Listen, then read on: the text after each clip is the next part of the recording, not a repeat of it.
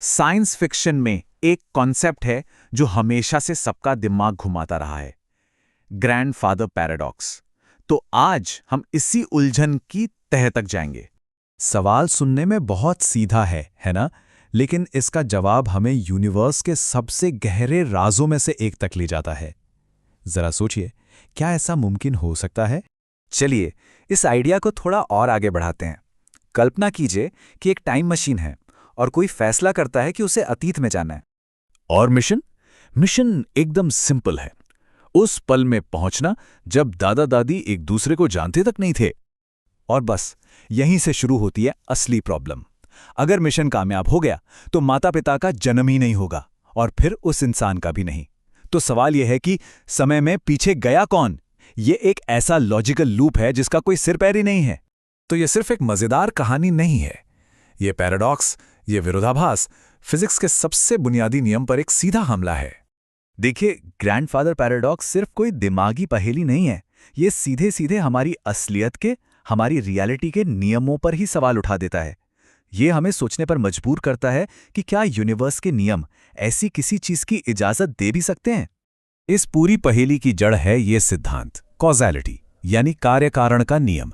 मतलब कारण हमेशा प्रभाव से पहले आता है। जैसे पहले ग्लास गिरेगा फिर टूटेगा। ग्रैंडफादर पैराडॉक्स इसी बुनियादी नियम को उलट देता है, जहां प्रभाव यानी टाइम ट्रैवलर अपने ही कारण यानी अपने जन्म को मिटाने की कोशिश कर रहा है।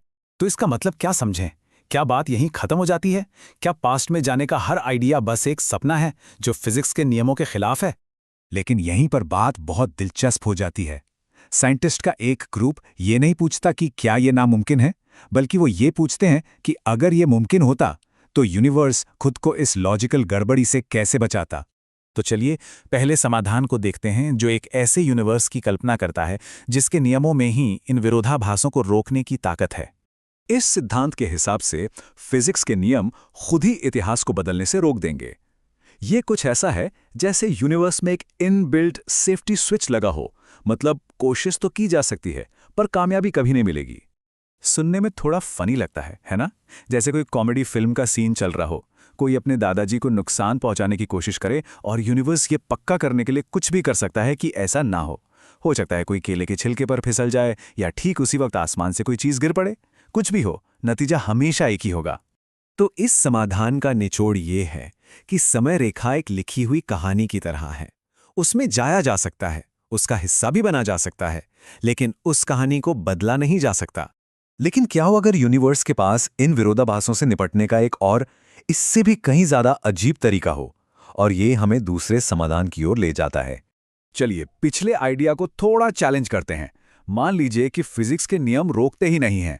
मान लीजिए कि कोई सच में वो एक काम करने में कामयाब हो जाता है जो सब कुछ बदल देगा। तब क्या होगा?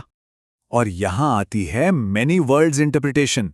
इसके मुताबिक हर बार जब कोई फैसला लिया जाता है तो असलियत कई शाखाओं में बढ़ जाती है। हर मुमकिन नतीजा एक पैरेलल यूनिवर्स में सच हो जाता है।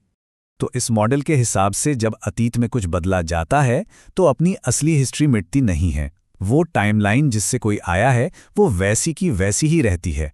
बल्कि अतीत में किया गया वो काम टाइमलाइन में एक नई ब्रांच बना देता है। इसे ऐसे समझिए जैसे कोई नदी आगे जाकर दो धाराओं में बट गई हो। एक धारा में दादा दादी मिले और किसी का जन्म हुआ, और उस काम की वजह से जो दूसरी नई धारा बनी उसमें वो कभी नहीं मिले। तो पैराडॉक्स सॉल्व हो गया। कोई टाइम ट्रैवलर इसलिए मौजूद है क्योंकि वो एक ऐसी टाइमलाइन से आया है जहां उसका जन्म हुआ था। हाँ, अब वो एक नई टाइमलाइन में है जहां उसका जन्म नहीं होगा, लेकिन इससे उसकी अपनी पैदाइश नहीं मिटती।